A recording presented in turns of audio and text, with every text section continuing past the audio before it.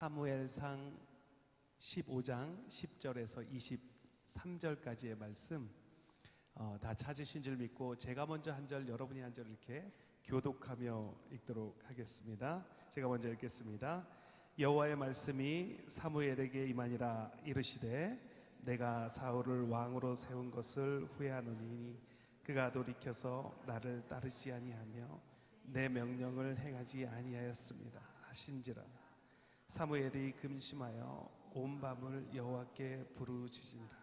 사무엘이 사울을 만나려고 아침에 일찍이 일어났더니 어떤 사람이 사무엘에게 말하여 이르되 사울이 갈멜에 이르러 자기를 위하여 기념비를 세우고 발길을 돌려 길갈로 내려갔다 하는지라. 사무엘이 사울에게 이른즉 사울이 그에게 이르되 원하건대 당신은 여호와께 복을 받으소서.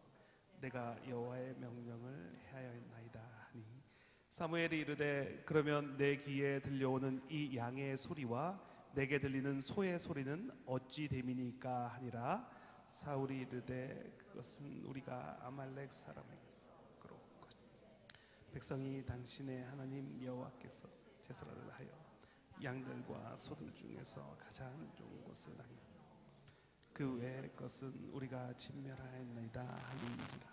사무엘이 사울에게 이르되 가만히 계시옵소서. 간밤에 여호와께서 내게 이르신 것을 왕에게 말하리이다 하니 그가 이르되 말씀하소서.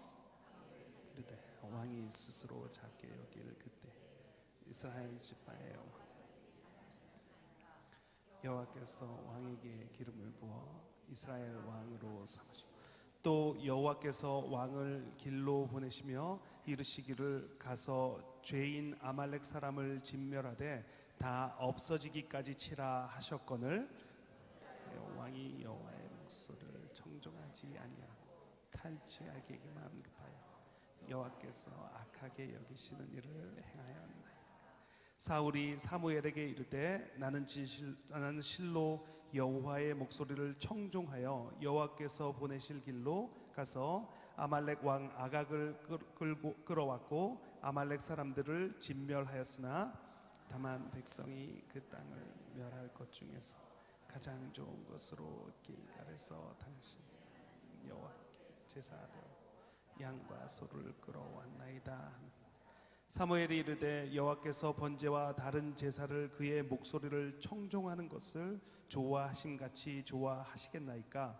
순종이 제사보다 낫고 듣는 것이 순양의 기름보다 나으니 이는 거역하는 것은 점치는 죄와 같고 완고한 것은 사신 우상에게 절하는 죄와 같음이라. 왕이 여호와의 말씀을 버렸으므로 여호와께서도 왕을 버려 왕이 되지 못하게 하셨나이다 하니 아멘. 오늘 말씀을 전해주실 분은 정말 멀리서 이렇게 찾아와 주셔서 말씀을 전해주시게 되었습니다.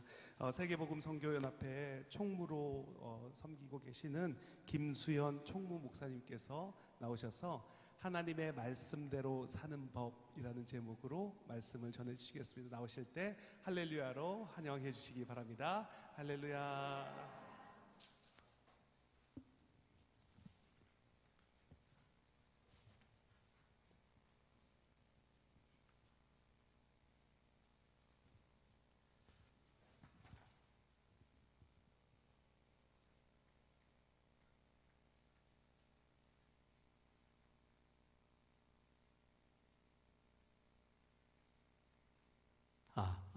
잘 들리시죠? 여러분 반갑습니다. 이렇게 이 땅, 특별히 애리조나 피닉스 이 땅에서 함께 사역하고 동역하는 여러분들을 만나게 되니 얼마나 기쁘고 감사한지 모르겠습니다. 하나님께서 은혜 주셔서 오늘 이 예배 가운데 임하여 주시고 말씀이 선포되는 가운데 하나님의 역사하심과 또 살아계신 하나님을 체험하시는 귀한 믿음의 종들 되시기 바랍니다. 오늘은 애리조나 사랑의 공동체 창립 18주년 예배를 드림을 통해서 어떤 말씀을 하나님께서 저를 통해서 여러분들께 말씀하실까, 그 부분에 대해서 굉장히 고민을 많이 했습니다. 그런 가운데 오늘 본문의 말씀을 주셨고 하나님의 말씀대로 사는 법, 어떻게 우리가 살아가야 하는가를 이 말씀을 통해서 함께 나눠보기를 원합니다. 여러분, 하나님의 말씀대로 사는 법 하면 무슨 생각이 나십니까? 어렵죠. 그렇죠? 말로만 생각하고 말로만 말하기에는 그래, 하나님의 말씀대로 살아야지. 그 말씀대로 사는 것이 마땅히 예수 믿는 자들의 행할 도리이지라고 생각하기 쉽습니다. 그런데 말씀대로 살아가는 법이 생각보다 쉽지가 않아요. 여러분들 말씀대로 살아가는 거 쉽다고 생각하신 분 손 한번 들어봐 주십시오. 그게 뭐예요? 없어요.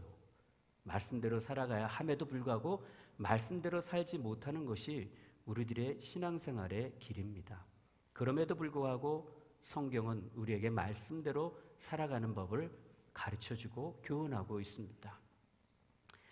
여러분, 성경을 읽고 설교를 수없이 많이 듣는다면 믿음이 자랄까요? 안 자랄까요? 어떻게 생각하십니까? 말씀을 암송을 많이 하고 수많은 설교를 듣고 차를 몰면서 운전을 하면서 찬양을 많이 들어요. 그렇다면 믿음이 자랄까요? 안 자랄까요? 그럴 때 믿음이 자라면 얼마나 좋겠습니까? 말씀을 아무리 들어도, 말씀을 아무리 읽어도, 말씀을 아무리 암송을 많이 한다고 하더라도 운전하면서 찬양을 듣고 내 스스로가 예배한다고 하더라도 믿음이 자라지 않습니다. 여러분, 그런 세미나 많죠? 성경 읽기 세미나, 제자 훈련 세미나, 큐티 세미나, 전도 훈련 세미나, 수많은 믿음의 훈련 가운데 이 세미나들이 굉장히 많습니다. 그런데 여러분, 죄짓기 세미나라고 들어보신 적 있으십니까? 죄짓기 세미나 없어요. 남을 화내게 하는 세미나, 죄를 짓는 세미나, 남에게 화를 돋우는 세미나, 우라통일 터지게 만들어주는 세미나, 이런 세미나는 없습니다. 왜 없을까요? 사람은요, 인간의 죄의 본성이 있기 때문에 부패의 성향이 있어요. 그냥 내버려 두면 그런 세미나를 듣지 않아도 그런 죄성 가운데 갈 수밖에 없는 것이 우리들의 존재입니다. 그래서 우리가 말씀 훈련을 하는 것이고 큐티를 하는 것이고 끊임없이 말씀 가운데 살려고 바둥바둥 거리는 것이 우리들의 믿음 생활에서 필요하다는 거죠. 그런데 더 중요한 것은요, 말씀을 읽고 듣고 찬양함을 통해서 믿음이 성장하지 않는다는 것을 분명히 깨달아야 합니다. 말씀은요, 말씀을 통해서 살아계신 하나님을 만남을 통해서 삶이 변화돼야 그때 믿음이 자라나기 시작하는 거예요. 수많은 크리스천들이 많이 있습니다. 그러나 왜 교회들이 나눠지고 찢어지고 또 고통과 아픔 가운데 서로 상처를 주며 살까요? 말씀이 생활화되지 않았기 때문이에요. 아직도 내 자신의 그런 자기중심적인 믿음의 삶을 살고 있기 때문에 그렇다는 거죠.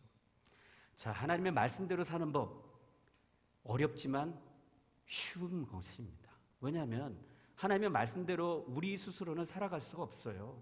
이 성경 말씀 100% 다 지켜 행할 자가 이 땅에서는 한 명도 없습니다. 그러나 그럼에도 불구하고 왜 말씀대로 살아가느냐? 그 힘은 어디서 오느냐?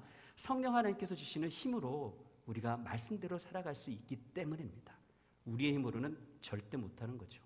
성령 하나님께서 주시는 힘으로 감당할 수 있기 때문입니다.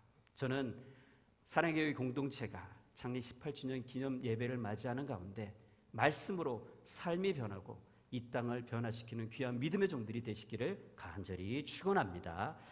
여러분, 오늘 사무엘상을 함께 나눴던 것처럼 사울이라는 사람은 어떤 사람인지 잘 알고 있습니다. 사무엘상 13, 14, 15, 16장 보시면 사울이 어떻게 하나님 앞에서 범죄하는가를 말씀해 주고 있고요. 16장에서는 사울을 하나님께서 버리시고 다윗을 세우시는 그런 모습들이 기록되어 있습니다. 사울이 처음에 하나님의 부르심을 받아서 왕이 되었을 때 그 사울의 존재가 어떤 모습이었는가? 바로 다윗이 그랬던 것처럼 사울 역시 밑바닥에서부터 시작했던 인물이죠.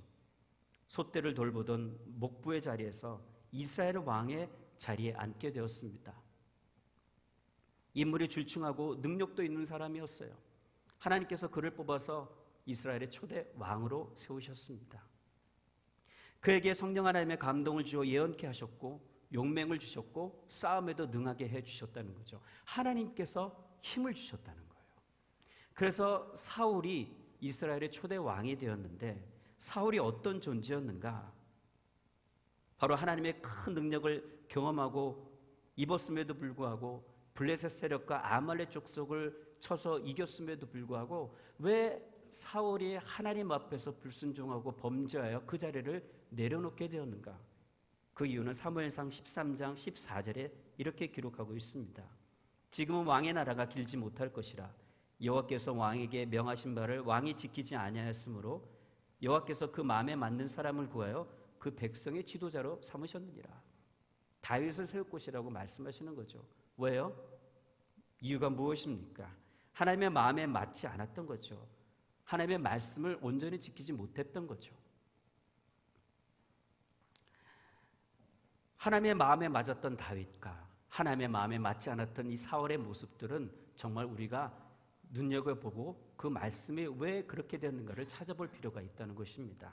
저는 오늘 본문의 말씀을 통해서 하나님의 마음을 헤아려서 하나님의 말씀에 순종하고 그 말씀대로 사는 법 두 가지를 통해서 여러분과 제가 함께 귀한 은혜를 나누기 원합니다. 첫 번째로 하나님의 마음을 헤아려 하나님의 말씀에 순종하기 위해서는요, 나라는 존재를 매일 살펴보아야 합니다. 15장 11절의 말씀을 같이 함께 볼까요? 내가 사울을 세워 왕 삼은 것을 후회하노니 그가 돌이켜서 나를 쫓지 아니하며 내 명령을 이루지 아니하였음이라 하신지라. 사무엘이 근심하여 온 밤을 여호와께 부르짖느니라. 사울이 하나님의 말씀을 따르지 않고 아말렉을 진멸하지 않았을 때에 사무엘에게만 하나님의 말씀입니다. 하나님께서 뭐라고 말씀하셨습니까? 후회한다는 말씀하셨죠. 후회한다는 말씀의 단어의 의미는 이렇습니다. 안타까워하다, 슬퍼하다. 하나님께서 사울을 왕으로 세우신 것을 안타까워하고 슬퍼한 것이 아닙니다. 이 하나님의 마음은 어떤 것이냐면 인간이 한 행동에 따라서 나타나는 하나님의 반응을 말합니다. 처음에는 잘했어요. 처음에는 겸손하게 그 나라를 잘 이끌어 갔습니다. 그런데 사울이 점점 교만해져서 하나님 앞에 범죄하기 시작합니다. 말씀을 마음에 두지 않습니다. 말씀을 불순종하기 시작하는 거예요. 결국 그가 하나님으로부터 왕의 자리에 내려놓게 되는 그러한 하나님의 심판을 받게 되죠. 그런데 하나님의 마음은 하나님께서 사울을 택하신 것을 후회하시는 것이 아니라 사울이 그토록 사랑하셔서 세우셨던 사울이 교만하여진 그 마음에 한탄하고 계셨던 거예요. 마음이 아파하고 계셨던 거죠. 안타까워하시고 슬퍼하신 그 마음의 표현이 바로 이렇게 나오는 것입니다. 사울의 범죄함으로 하나님의 마음을 아프게 했다는 거죠. 근심하게 했다는 것입니다. 사울은 분명 하나님의 말씀에 불순종했습니다. 아말렉을 진멸하지 않고 자기가 보기에 좋을 대로 마음대로 행했던 것입니다. 12절의 말씀을 계속해서 봅니다. 사무엘이 사울을 만나려고 아침에 일찍이 일어났더니 혹이 사무엘에게 구하여 가로되 사울이 갈멜에 이르러 자기를 위하여 기념비를 세우고 돌이켜 행하여 길갈로 내려갔다 하는지라. 아말렉을 물리친 승리에 도취되어서 사울이 행했던 것은 무엇입니까? 뭘 세웠어요? 기념비를 세웠다는 거예요. 기념비를 세웠다는 그 의미는 내가 했다는 겁니다. 내가. 아니 하나님께서 힘을 주셔서 아말렉을 무찌르게 만드셨는데 그것이 자기 공로로 돌리고 있는 거예요. 여러분, 기념비를 세웠다는 것은 그가 교만하다는 증거입니다. 18주년 동안 하나님께서 이 땅에 이 사랑의 공동체를 세우셨습니다. 18이라는 단어, 18이라는 숫자가 여러분 우리들의 기념비가 되어서는 안 됩니다. 숫자는 중요한 것이 아니라 바로 지금이 중요한 거예요. 하나님께서는 지금 여러분들과 함께 하시고 내일을 만드시고 계시는 거예요. 그럴 때 우리가 마음을 열고 그 사역, 하나님의 기름 부으심에 동참해야 합니다. 그러나 마음이 교만하여진다면 이 하나님의 사역을 제대로 볼 수도 없습니다. 그저 18이라는 이 숫자만 중요한 것이고 그저 내가 행했던 그 직분과 사역들만 중요해서 그것이 우리의 기념비가 될 수 있다는 것입니다.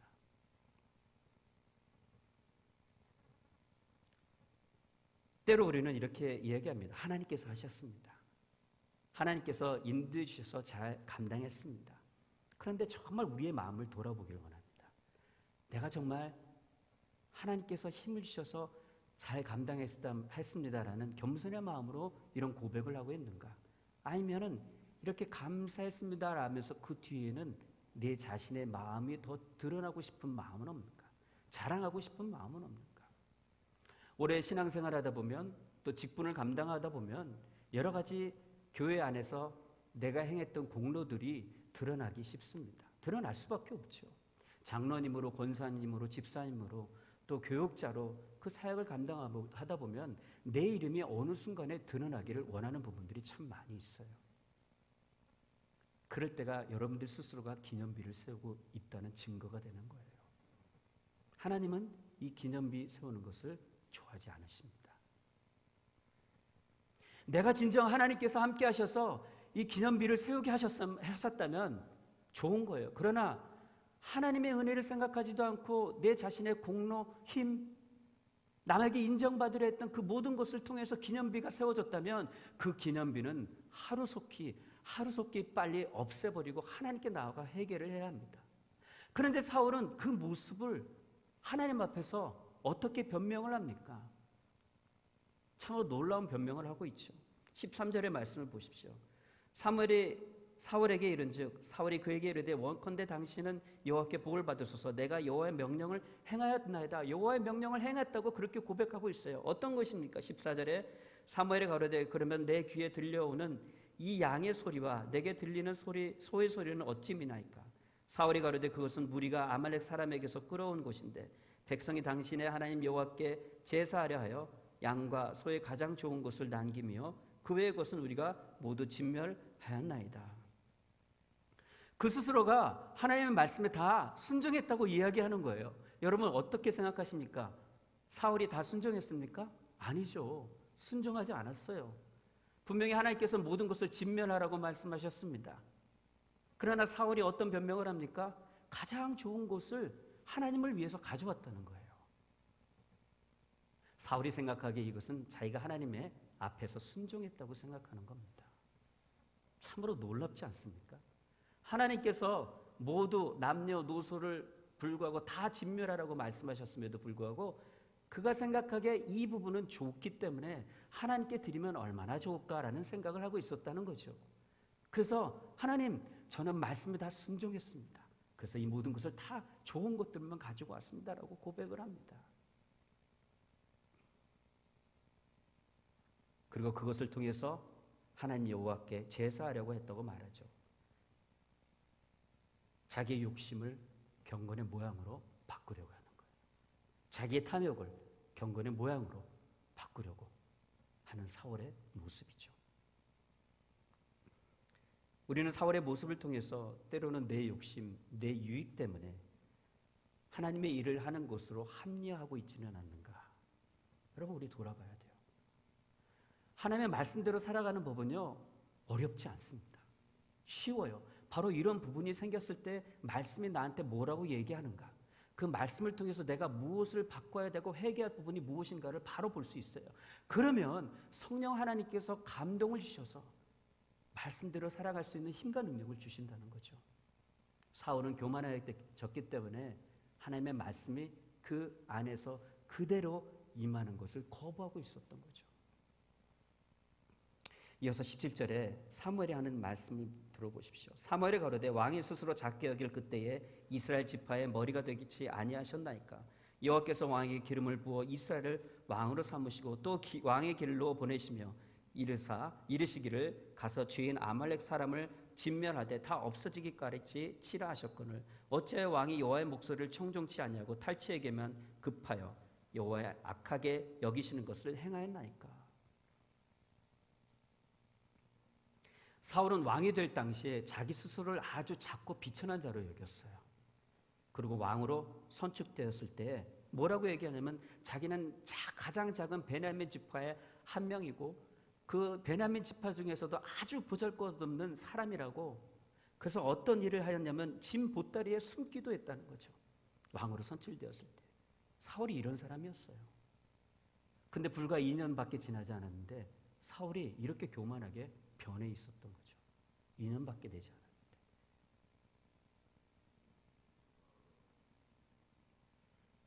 사무엘은 다시 진멸하라는 뜻이 무엇인지 풀이해 주죠.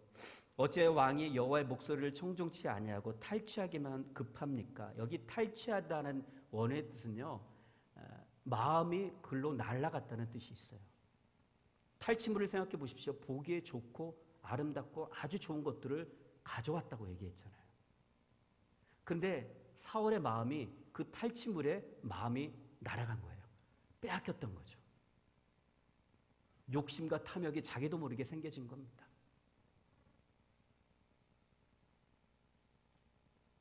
결국 사무엘은 사울이 잘못한 점들을 이야기했지만 사울은 끝까지 변명하고 있었고 하나님께 제사를 드리기 위해서 아말렉의 가장 좋은 것을 가져갔다고 그렇게 이야기합니다. 자기 자신의 탐욕을 채우기 위해서요.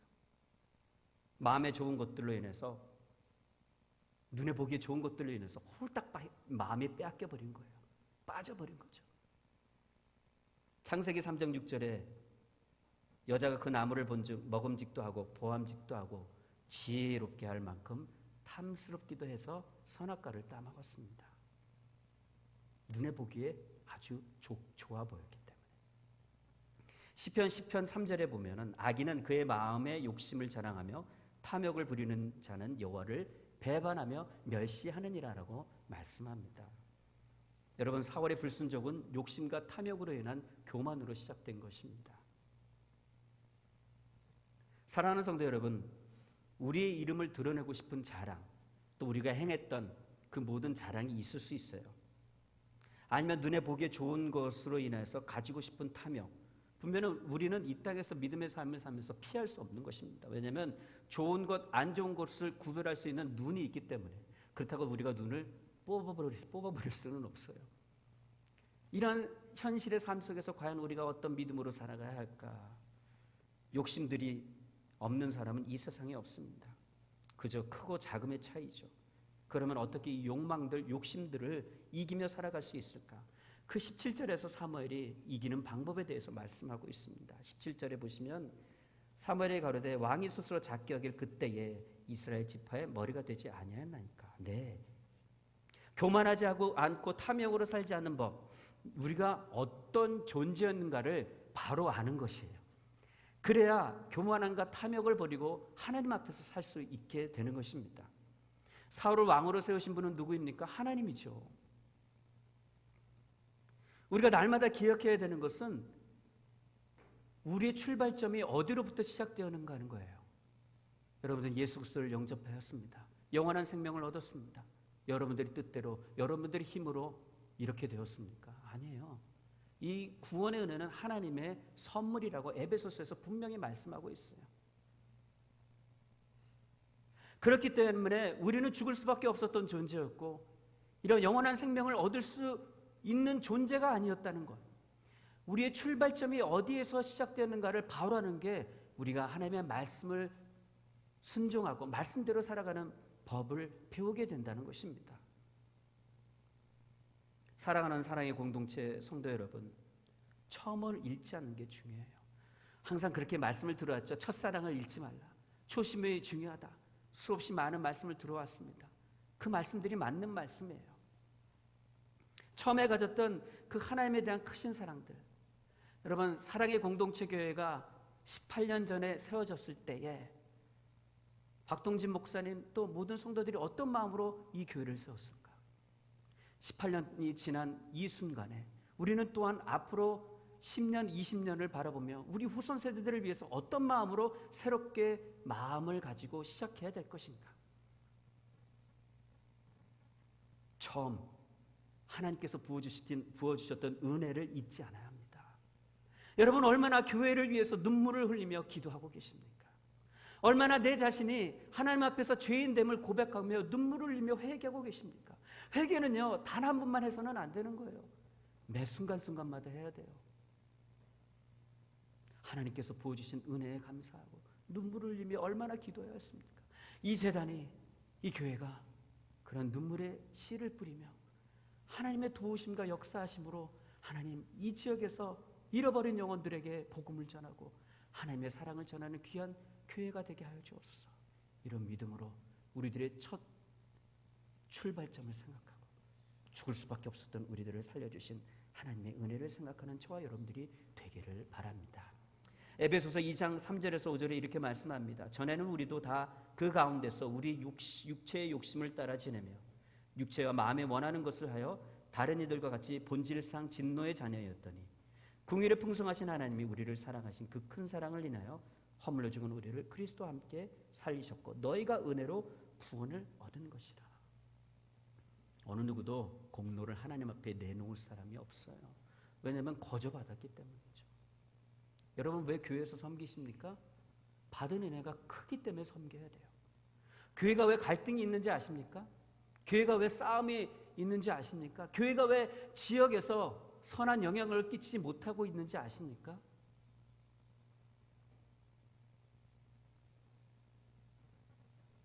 내가 받은 은혜가 내 힘, 내 공로로 받았다고 착각하는 것에 있기 때문이죠.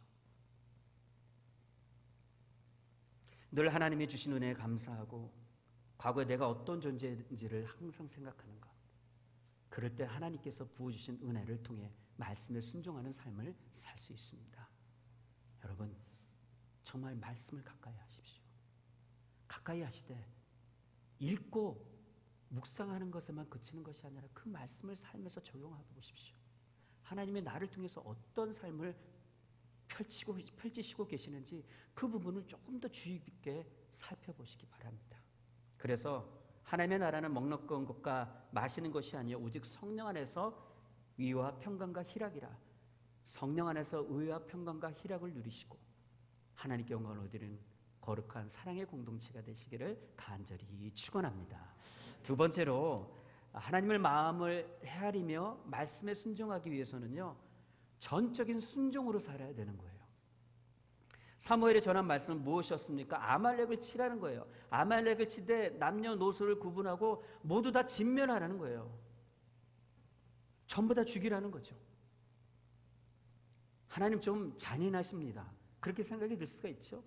어떻게 아이까지 다 죽입니까? 여러분 그러나 하나님께서 그렇게 명하시면 해야 되는 거예요. 우리의 기준으로 우리의 가치관이나 우리의 방법으로 하나님의 말씀을 받아서는 안 됩니다. 왜냐하면 우리의 생각과 가치관이 하나님의 말씀을 희석시킬 수 있기 때문에요. 전적인 순종하기 위해서는 100% 그 말씀 하신 대로 따라야 돼요. 왜냐하면 그 말씀 안에는 하나님의 뜻과 의미가 담겨져 있고 하나님께서 모든 것을 역사하시고 주관하신다는 그 놀라우신 은혜가 담겨져 있기 때문에요. 사람이 하나님을 알면 얼마나 알겠습니까? 그런데 사람이 하나님 이건 아니네요, 저건 아니네요, 어떻게 그렇게 구분하면 나눌 수가 있겠습니까? 하나님께서 말씀하셨는데. 아말렉을 진멸하라는 것은 아말렉이 이스라엘에 출애굽하여서 나아가고 있을 때 지치고 상한 자들이 뒤에 후미로 쳐져 있었습니다. 그때 비겁하게도 그 뒤에 연약한 자들을 쳤던 것이죠.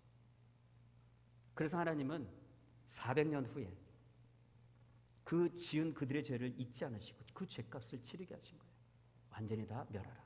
그러나 사울은 그 말씀에 순종하지 않았습니다. 8절에 한번 보십시오. 15장 8절에 보시면요, 아말렉 사람의 왕 아각을 사로잡고 칼날로 그 모든 백성을 진멸하였을 때 9절에 사울과 백성이 아각과 그 양과 소의 가장 좋은 것 또는 기름진 것과 어린 양과 모든 좋은 것을 남기고 진멸기를 즐겨하지 아니하고 가치 없고 낮은 것은 진멸하느니라. 눈에 보기 좋은 것만 다 남겨둔 거예요. 모든 사람들이. 결국 아말렉을 다 죽인 것이 아닙니다. 후에도 아말렉 족속이 성경에 나오는데요, 그 전쟁에 참여한 아말렉 족속 군대들만 다 죽인 거예요. 좋은 것들만 남겨둔 것이죠. 사울은요 여전히 자기의 잘못을 인정하지 않습니다. 백성이 길갈에서 여호와께 제사하기 위해서 양과 소를 끌고 왔다고 그렇게 20절 21절에서 변명을 합니다. 자기 의견을 관철시키기 위해서 변명을 하는 것이죠. 여러분 변명한다는 것은 내 뜻, 내 생각, 내 방식에 하나님 맞추세요라고 말하는 것과 똑같은 거예요. 변명을 하기 위해서 무엇을 해야 됩니까? 거짓말을 해야 돼요. 그렇죠? 거짓말을 하기 위해서 무엇이 돼야 됩니까? 내 중심에서 다른 사람의 중심으로 그 사건을 옮깁니다. 그것이 변명이에요. 그런데 하나님의 믿음의 사람들이 삶을 살아가는 가운데 가장 중요한 것이 있습니다. 그것은 변명하지 않는 거예요. 그런데 사울은 계속 변명하고 있습니다. 진정한 용기는 자기 잘못을 인정하는 것이 진정한 용기입니다. 그러나 교만은 변명하게 만듭니다. 다른 사람을 탓하게 만들어요. 사울과 그의 백성은 그의 소유욕으로 인해 하나님의 명령에 순종하지 않습니다. 좋은 것은 남겨두고 하찮은 것만 진멸함을 통해서 하나님의 말씀을 부분적으로만 순종했던 거죠. 여러분, 하나님의 목소리를 청정함이 없는 제사와 번제는 아무런 의미가 없습니다. 제사와 번제는 하나님과 백성과의 관계를 의미합니다. 그래서 우리가 드리는 이 예배는요, 예배를 나왔을 때 하나님께 어떻게 드려져야 되는가? 예배를 나왔을 때 하나님 앞에서 나를 보는 것이 예배입니다. 하나님 앞에서 나를 보면 어떻게 됩니까? 나는 죽을 수밖에 없는 존재가 되는 거잖아요. 거룩한 산 제사로 너희를 드리라. 무슨 의미입니까? 하나님께 나왔을 때에 나의 죄에 지은 모든 모습들을 보게 되고 내가 하나님 앞에서 어떤 존재인지를 고백하고 나아가는 것, 그것이 참 예배가 되는 거예요. 악하고 부족하고 교만으로 똘똘 뭉쳐있는 나를 보는 것이죠. 그래서 하나님 앞에 내가 죽는 겁니다. 그래야 하나님께서 그 예배를 받으시는 거예요. 그러나 오늘날 드려지는 예배가 너무나 인본주의적으로 바뀌는 부분, 그런 느낌 지울 수가 없습니다. 찬양을 하면 이 찬양대는 왜 저렇게 찬양을 하는가? 오늘 선곡이 왜 저 모양인가? 사운드는 기가 막히네. 화려하고 모든 것이 내 입장에서 그 예배를 드리는 거예요. 이것이 귀한 예배가 될까요? 나라는 존재가 어떤 존재인지를 알고 하나님 앞에서 나를 몸을 통해서 내가 죽을 수밖에 없는 존재임을 깨닫고 하나님 나를 불쌍하게 여겨 주옵소서. 하나님, 감히 내가 이 예배당의 자리에 나와서 하나님을 얼굴을 볼 수조차 없는 그런 죄인입니다. 그러나 하나님께서 나를 사랑하셔서 예수 그리스도의 보혈의 피를 의지하여 하나님께 나아가게 해 그 은혜를 베풀어 주셨습니다. 하나님 감사합니다. 나와 함께하여 주옵소서. 이것이 예배입니다. 화려하고 기가 막히게 잘 짜여진 예배, 큰 교회에서 드려지는 훌륭한 예배를 보면 그냥 입이 떡떡 벌어지는 거예요. 요즘에 코로나 때문에 전부 다 대면 예배를 못하고 있었던 그 시기에 큰 교회들은 아주 휘황찬란하게 온라인 라이브 예배를 드리고 있습니다. 지금도 완전히 대단하다. 대단한 그런 전문가들이 이것을 인도하고 있구나. 근데 조그마한 교회는 어떻습니까? 랩탑 하나 들고 목회자 혼자서 라이브를 하고 있어요. 모든 것이 다 아마추어 같습니다. 그렇다면 어느 예배가 하나님께서 더 기쁘시게 잘 받아주실까요? 큰 교회가 드리는 예배일까요? 이렇게 조그만 교회에서 랩탑 하나 놓고 목사님 혼자 드리는 예배가 하나님께서 받아주실까요? 어떤 교회 예배를 받아주실까? 예배를 통해서 하나님 앞에 나를 보는 교회가 하나님께서 그 예배를 받아주시는 거예요. 휘황찬란하고 화려하건 아니면 혼자 초라하게 예배를 드리는 건 중요한 것이 아닙니다. 성도 한 사람 한 사람들이 하나님을 만나야 돼요. 저는 예배를 인도하고 있습니다. 매주일마다 설교를 하고 있습니다. 근데 가장 하나님을 만나지 못하는 자리가 어찌 보면 담임 목사님의 자리일 수도 있어요. 그래서 여러분들이 담임 목사님을 위해서 정말 밤낮으로 기도해야 합니다. 리더를 위해서 기도해야 돼요. 여러분들이 기도 안 하면 우리 담임 목사님을 위해서 누가 기도하겠습니까? 저는 우리 교회 성도들에게 기도를 부탁합니다. 그래서 예배를 인도하지만 말씀을 통해서 또 설교를 준비함을 통해서 제 스스로가 예배하려고 노력을 합니다. 하나님 앞에서 나를 보려고 가진 노력을 해요. 그래야 하나님께서 나를 통해서 온전한 말씀을 성도들에게 선포하실 것 아니겠습니까?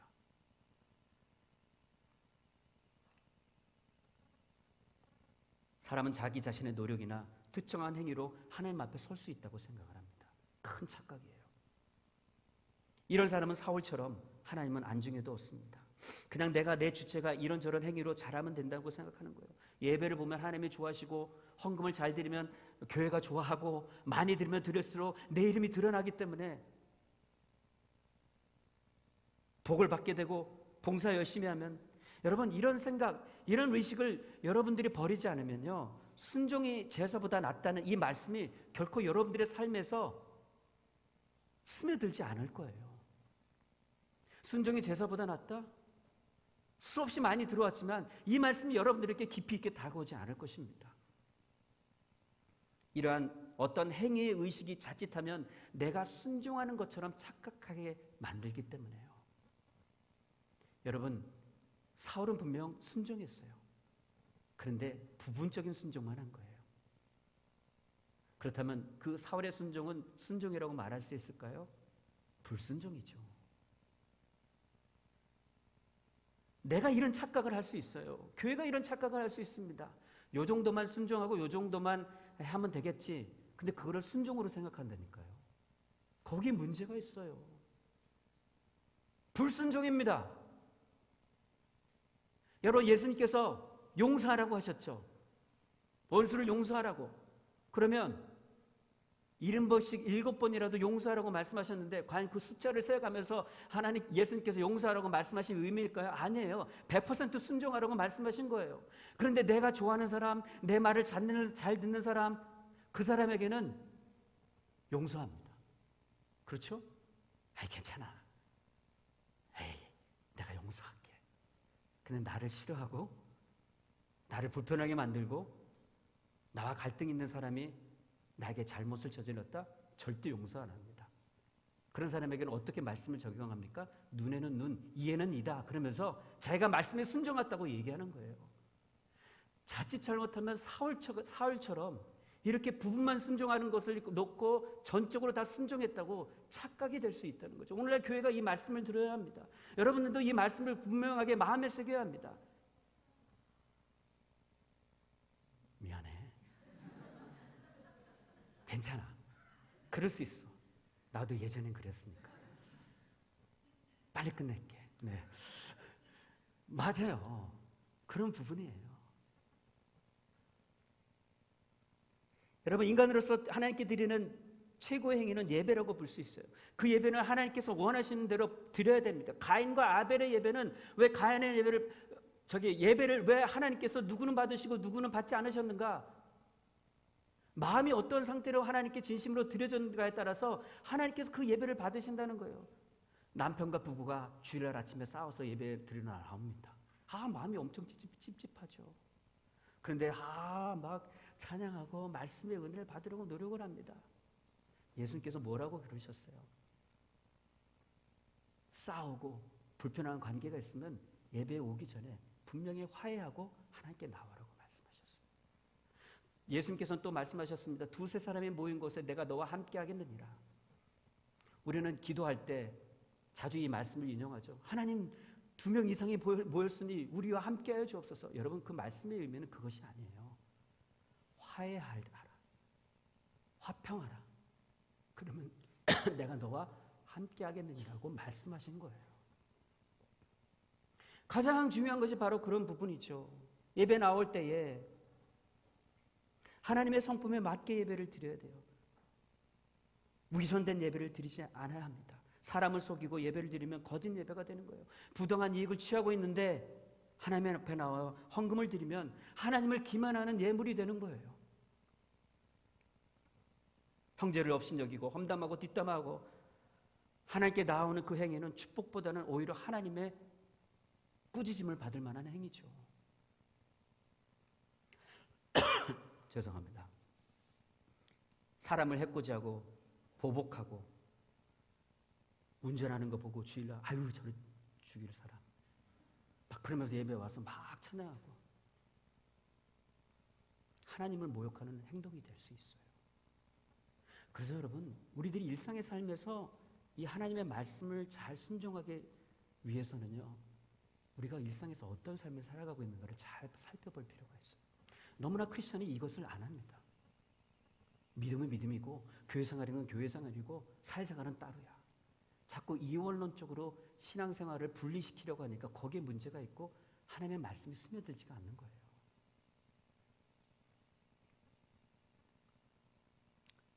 시간이 부족해서 넘어가겠습니다.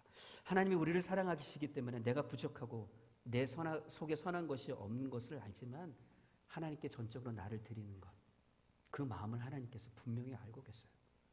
그래서 그 마음을 유지할 수 있도록 말씀을 묵상하고 가까이 해야 합니다. 그리고 하나님을 의식한다는 것은 내 인격이 하나님께 반응하기 시작했다는 의미가 된다는 것. 밥 먹어도 의식하고, 나와 지금 함께하고 계시지. 내가 운전하는데 누가 끼어들었어.